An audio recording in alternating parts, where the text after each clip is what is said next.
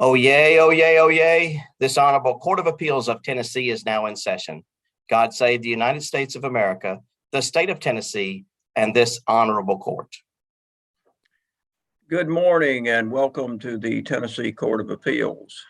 First of all, I want to thank both of you for agreeing to participate in this oral argument via Zoom. We think that it's the best way for us to transact business at this point in time. Also want to introduce our panel before we get started. We have Judge Kenny Armstrong from Memphis, Judge Karma McGee from Savannah.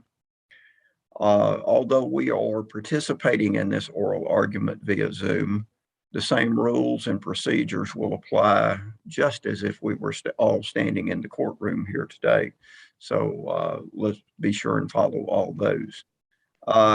We do not anticipate experiencing any technical difficulties, but if in the event we do, everybody just remain calm. We'll get it resolved, and I assure you that no one will be prejudiced by any technical difficulties that we may experience. Ms. Tebner, anything we need to take up before we get started? I know, Your Honor. All right, you may call the case. Lafarge, North America versus Warren Mills et al. And we will hear from the appellant. Good morning, Your Honor. Ivan Harris for the appellant, Warren Mills. I'll be brief. This matter has obviously been before the court previously, but it began back in front of the trial court by its ruling on a motion for summary judgment, which was entered April 13th of 2015. The seminal question today is, in the context of that ruling, there was a dismissal or a granting of summary judgment as to the appellant Mills' counterclaims for intentional misrepresentation and fraudulent inducement to contract.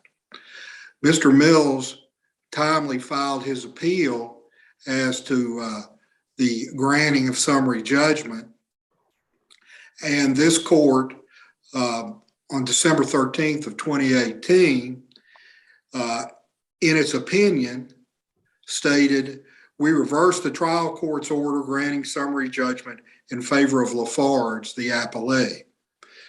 The court went on to enter judgment, and in the context of the judgment stated, "The trial court's order is reversed and the case is remanded to the trial court for such further proceedings as may be necessary and are consistent with the opinion."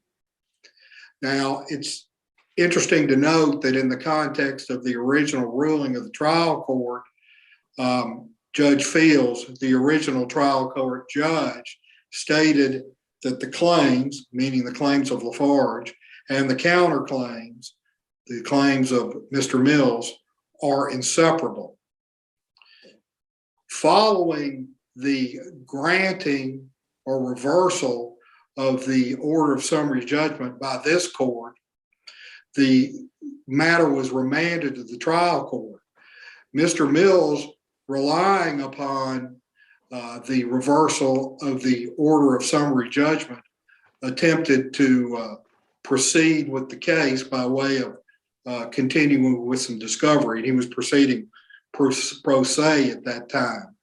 At that juncture, Lafarge objected, and it was determined by the trial court that the original counterclaims had not been raised on appeal and therefore denied Mr. Mills' ability to proceed with his case.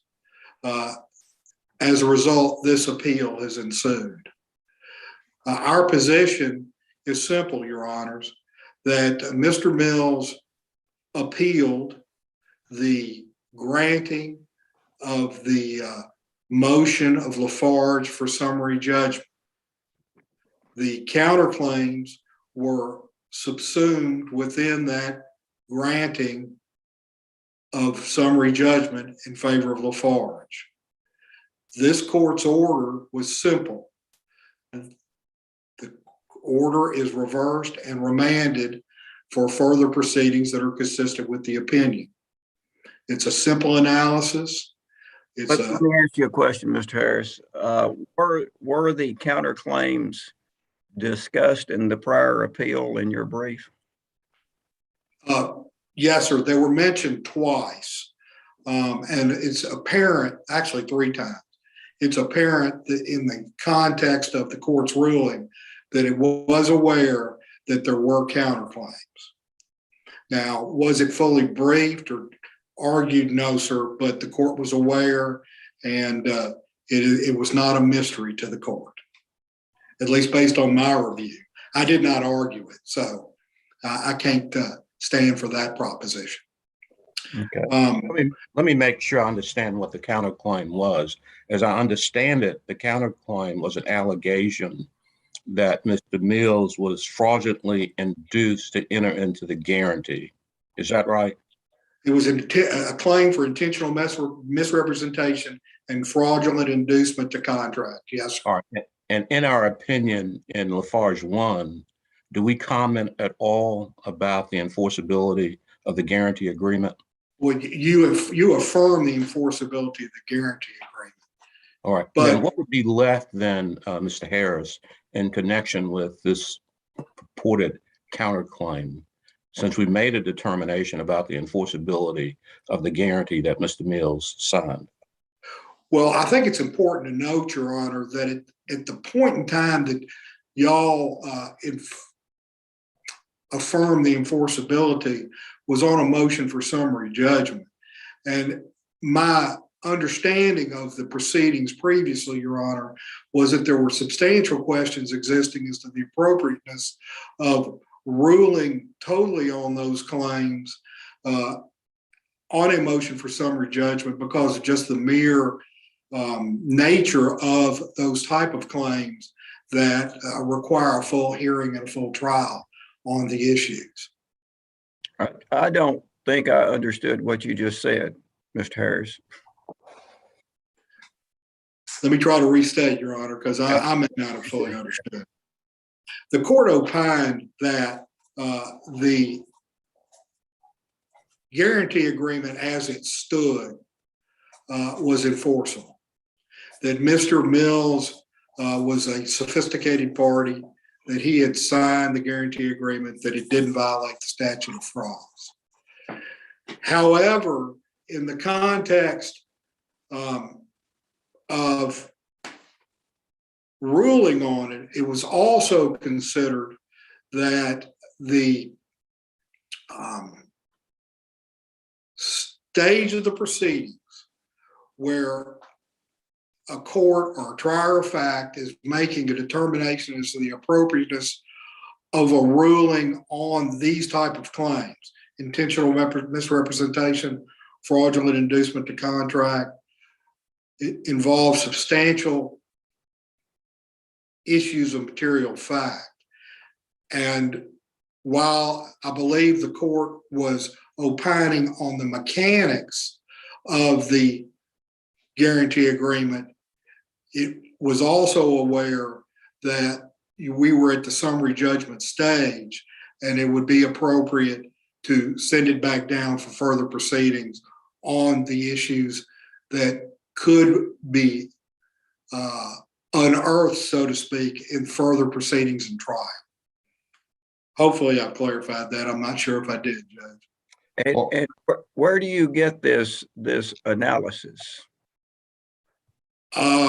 From my general understanding of the proceedings, Your Honor. Okay, the opinion didn't say anything like that. The opinion didn't say anything about it one way or the other. Okay. No, sir. All right. Well, what language can you cite to Mr. Harris in the opinion that would lead you to believe that a claim regarding the counterclaim was still in play after reading the opinion? I can point to the lack of language where the court did not affirm the dismissal or granting of summary judgment on the counterclaims. So you don't think it was enough in that we said in the opinion that the guarantee was enforceable? No, sir, I do not. But that's what the counterclaim was about, enforceability of the guarantee, as I understand it. Is that right? No, sir. No, Or sir. what else is it about then, Mr. Harris? Well, the enforceability is a separate issue from whether or not, in fact, it was made, the determination made as to whether or not, at this stage now, again, I emphasize at this stage, whether or not it was appropriate to grant summary judgment. I'm not following that distinction you're trying to make. Your Honor, I think the court is making a distinction as to if Mr. Mills was not fraudulently induced to sign this agreement, then it's enforceable. If he was fraudulently induced, it's not enforceable. I just don't think the court at the end of the day took up that issue. And so it's appropriate to send it back down, to remand it, so that he can pursue those claims, because they're distinct issues.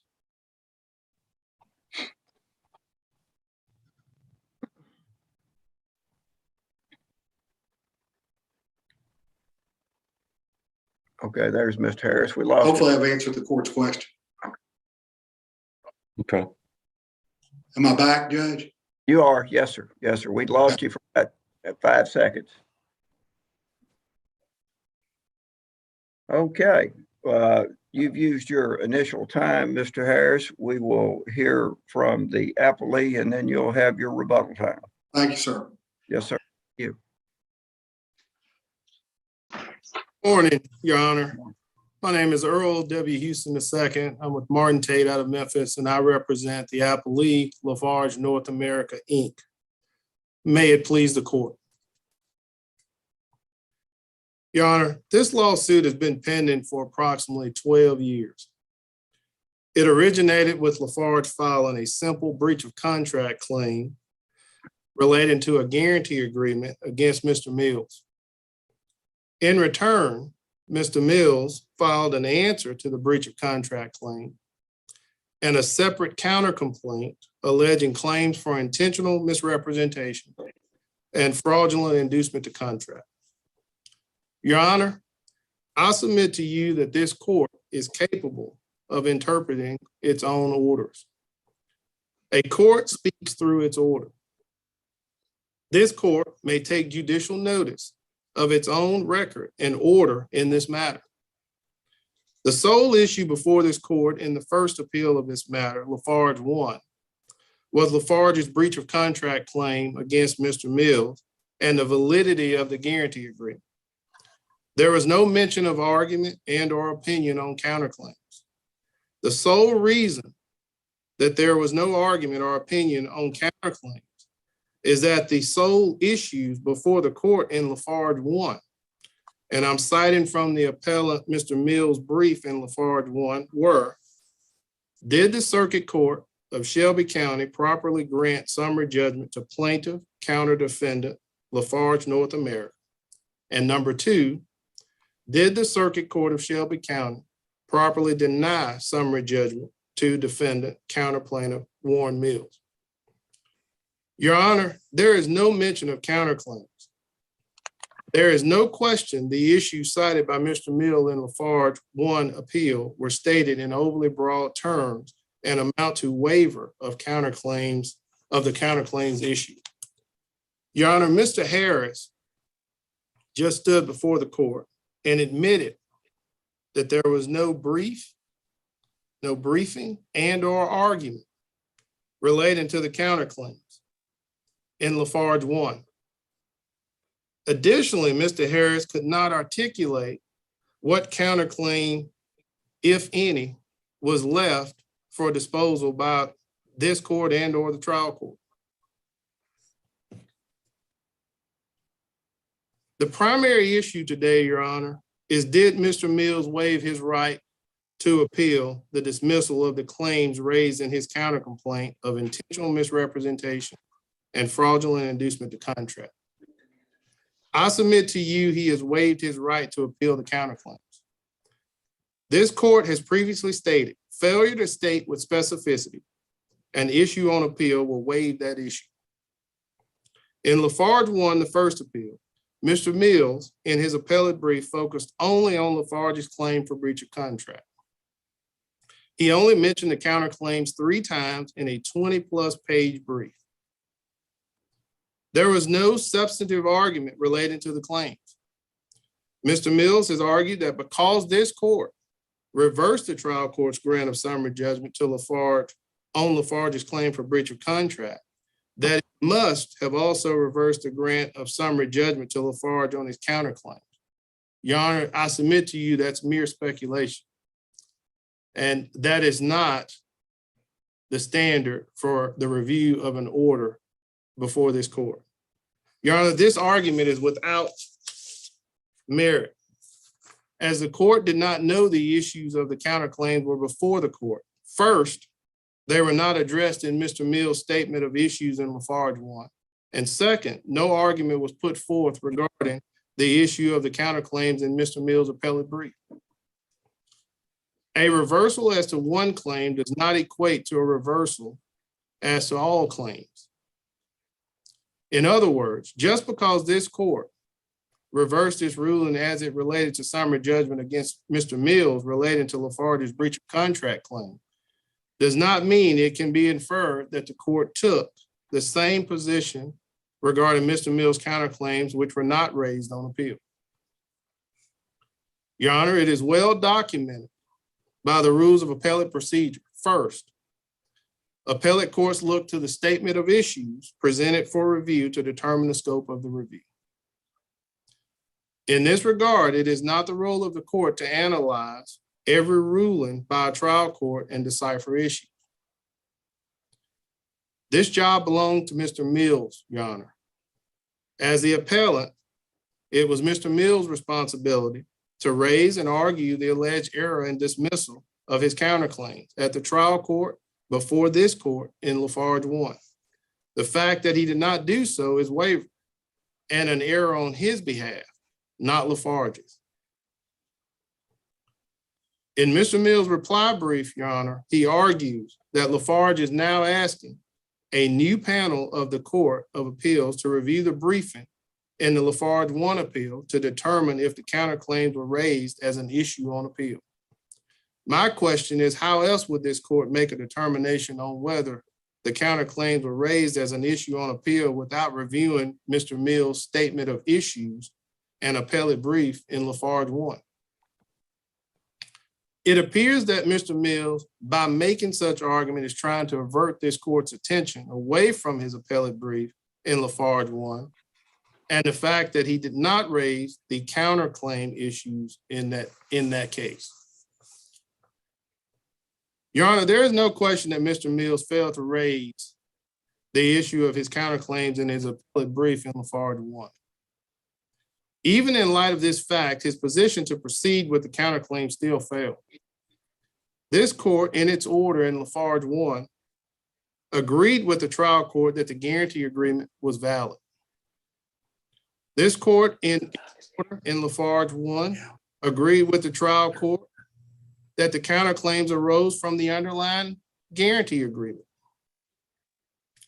Because the trial court based its dismissal of Mr. Mills' counterclaims on the enforceability of the guarantee agreement, and this court explicitly agreed with the trial court's ruling on that matter, Mr. Mills' counterclaims have conclusively been dismissed. Your Honor, Mr. Mills has raised several arguments of which have no relevance other than to distract and or create confusion regarding the simple fact Mr. Mills failed to raise the issue of his counterclaims in his appellate brief in Lafarge 1. Mr. Mills has alleged that Lafarge should have raised the counterclaims issue. Mr. Mills has alleged that Lafarge agreed with him in a legal argument that the counterclaims issue was on appeal. Mr. Mills has even alluded that Lafarge is somehow attempting to confuse the new panel by referring to the fact that the counterclaims issue was not raised in the statement of issues in his appellate brief for Lafarge 1. Simply, Your Honor, Mr. Mills should not be allowed to blame Lafarge, the trial court, and or this court for an error, which is one of his own failures. Your Honor, for the court's reference, at the top of page 13 of Mr. Mills' reply brief in the present appeal, Mr. Mills did point out the proper way to raise an issue for appeal in a statement of issues. Specifically, at 1B, he stated, did the Circuit Court of Shelby County properly grant summary judgment to the counter defendant, Lafarge North America, on the counterclaims of Mr. Mills? In this regard, even Mr. Mills acknowledges that he did not properly raise the counterclaim issue in Lafarge 1. And I submit to you, this is a telling admission. Your Honor, this court has discretion to award costs, expenses, and attorney's fees if it determines that an appeal was frivolous. A quick review of the statement of issues and appellate brief on behalf of Mr. Mills and Lafarge 1 proves Mr. Mills inexplicably failed to raise the counterclaims issue on appeal. However, he blatantly proceeded with this appeal knowing it could be a frivolous appeal. In this regard, respectfully, Lafarge requests that it be awarded its costs, attorney's fees, and expenses relating to defendant against this appeal. Your Honor, there are a couple of other issues that I would like to address relating to Mr. Mills. It is of record that Mr. Mills represented himself as a pro se litigant at the trial court level and at the appellate level in Lafarge 1. Your Honor, regardless to whether Mr. Mills represented himself or whether he was represented by counsel, he is held to the same standards and rules of an attorney anytime he practices before the lower courts and or the appellate courts. Your Honor, that is a standard that is case law in Tennessee. Your Honor, at this time, if the court has questions for Lafarge, Lafarge would be happy to answer. See no questions. Thank you, Your Honor. Thank you for your time. Yes, sir. Thank you. All right, we will hear Mr. Harris in rebuttal. Your Honor, I'll be brief. Again, the court at the trial court level made the observation that the original claims and counterclaims were inseparable. This court was very straightforward in its ruling as to the reversal of summary judgment. Mr. Mills was entitled to rely upon the plain language of this court's rulings. Now, if some question has arisen as to whether or not within the context of the reversals, Mr. Mills' counterclaims were or were not addressed, this court retains the ability to clarify that ruling. What we have here is obviously a multi-billion-dollar company bringing its entire weight to bear upon an individual citizen of the state of Tennessee. Mr. Mills obviously prevailed when he was before the court on his previous appeal, and I believe the court understood at that time that he should be able to proceed on his existing counterclaims. Consequently, let me ask you, what is the relief sought purportedly in the counterclaim? for judgment on inducement, fraudulent inducement to contract and intentional misrepresentation.